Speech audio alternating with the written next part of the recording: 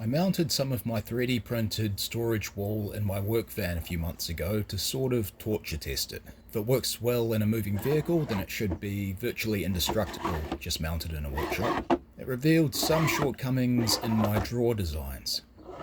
They work fine on a stationary wall, but in a moving vehicle the drawers would open by themselves. I solved this by modifying the end of the slide rail the pivot pin on the drawer rests in. By making this bump in the rail, it pushes the drawer up, causing a slight interference on the top of the drawer sleeve above it. It took a few iterations to dial in the right fit, so it wasn't so little it was ineffective, but not so much it made it difficult to open the drawer. In the end, I'm happy with how it turned out. This introduced a new issue though. Now attempting to open a drawer 3 or more drawers down, with the friction fit it acts as a kind of lever, pulling the whole assembly out of the mounting bracket. Solved this by adding these mounting clips to the top mounting plate that clip into these new cutouts in the mounting bracket.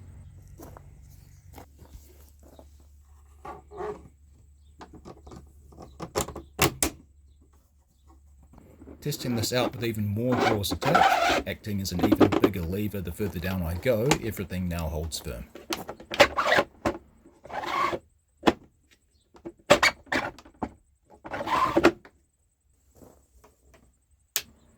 This gives me a new option to explore. I originally made these separate brackets for hanging power tools, but now that the drawer brackets have this new attachment point, I could make a bunch of different clip-in ends, eliminating the need for these brackets with one purpose only, and making the standard mounting bracket even more multifunctional.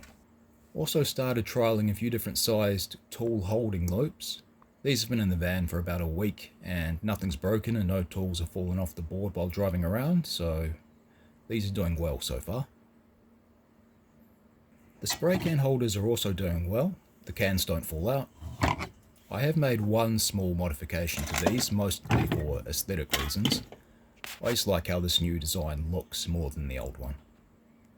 But it does also use a tiny bit less material, with this outside line being straight as opposed to following the curve of the inside line, so that's a nice little bonus.